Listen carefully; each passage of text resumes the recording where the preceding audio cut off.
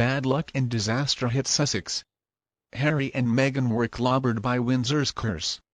The looted diamond is damning his days. Hello, and a very warm welcome to LVT News.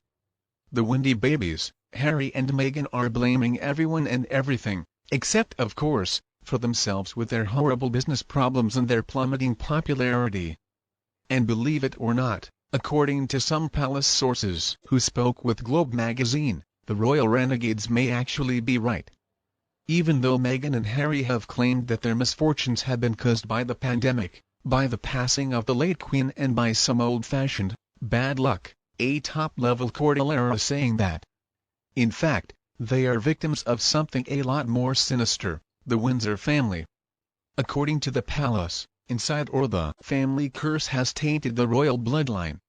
Ever since before Queen Victoria's 19th-century reign, dooming the Windsor family to suffer from some horrible marriages and spawned some weird sex creaks, like the perverted Prince Eddie, widely believed to be London's notorious Jack the River, and then the 21st-century Sleepy Prince.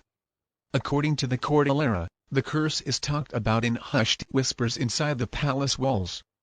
Elizabeth's late husband, Prince Philip, was warned about it by an aide-de-camp and took the matter very seriously. It can be traced to 1849. When the British Army seized the Colonel Diamond in India and brought its curse back with them, legend says the diamond must only be worn by a woman and evil will come to any dynasty led by a male ruler. It's interesting. The Sussexes feel Her Majesty's passing crippled their car.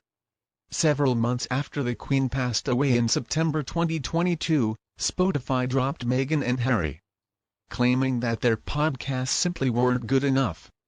And now Hollywood sources are saying that Meghan and Harry are desperate to find some new jobs amid talk that their marriage has hit a rough patch. This is in keeping with how Philip believed the curse worked as a palace. The insider goes on to say, for every Windsor victory, there is an equally crushing defeat.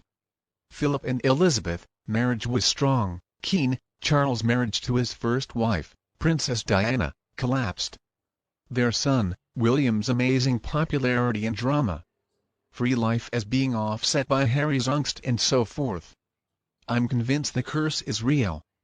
And I bet Meghan cannot believe how lucky she has been. A commoner who came from nothing to land herself a prince.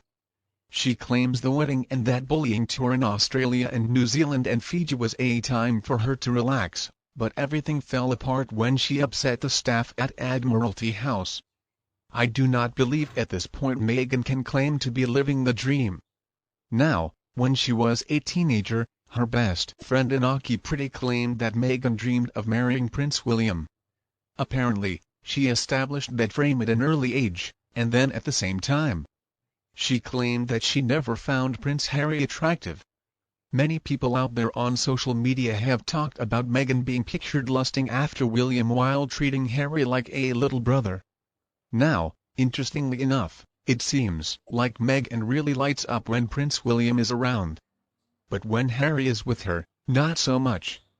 In fact, she's always trying to walk ahead of him and she's trying to cling to him as though her trophy spouse is about to break away. Now she tries to act like she's so in love with Harry, but it's pretty clear to everybody that it's William she really wants. I think Meghan is always going to hate Catherine. Now, maybe she idolizes Diana as the mother of her look-alike hero, but it is all about William. Why, after all, did she send her friends to the press with that gossip about William? If it's not William she really wants. In fact, I was shocked that she didn't try to claim she was a virgin when she met Harry, like when Diana met Charles. I did notice that a lot of information about Meghan's past was airbrushed off many of the online sites. I guess her PR team has been pretty busy. Maybe eventually they'll be able to get rid of any trace of Joshua or Joe or Trevor or Marcus or Corey and many of the other unpublished men. And then she can claim that she really was a virgin when she met Harry, just like Diana. But it doesn't really matter because Meghan is never going to have the top position. She ran away from the UK because soon enough, she figured out that you have to get service. But the service is going to be done the Queen's way. Not Meghan's way. The Queen was going to tell people where to go and who they were going to be with. Meghan could never compete with William and Catherine. She was always going to come in second best. And that drove her insane. It was clear to see. There are so many examples of Meghan making googly eyes at William. When she realized, though, that none of her dreams were going to come true, then she saw the big picture. Frogmore, I think, was it for her. She was so far away from Buckingham Palace, she just couldn't stand it. Meghan should have been happy to get Frogmore. But no, she was so delusional, she thought that she deserved better. The truth is, Meghan is not special in any way, shape or form. She moved back to the US, thinking that everybody was just going to love her. Especially after that Oprah interview. Well, obviously, that plan backfired. The truth is people can stand her even more than before. Meghan is always going to be the runner-up. She will always be second place. Now, obviously, something is wrong with Meghan's mirror. Catherine is one of the most naturally gorgeous women in the whole world. I think Harry and basically everybody else is completely in love with this amazing woman and future queen, too. Meghan, on the other hand, is nothing. Her ego is so far off the charts. It's ridiculous. If Harry had not been a member of the royal family, then Meghan wouldn't have given him the time of day anyway. Meghan, after all, is supposedly this university graduate with big ambitions. Prince Harry didn't go to university.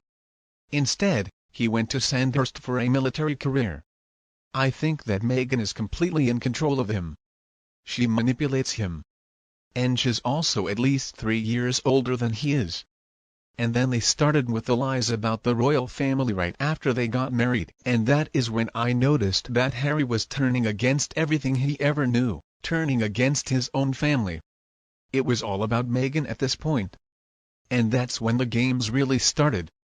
Actually, come to think of it, I need to backtrack just a little bit. When I saw them make their engagement announcement, I noticed that Meghan was so smug. And that really put me off, that fake smile she had on her face. And she was interrupting Harry.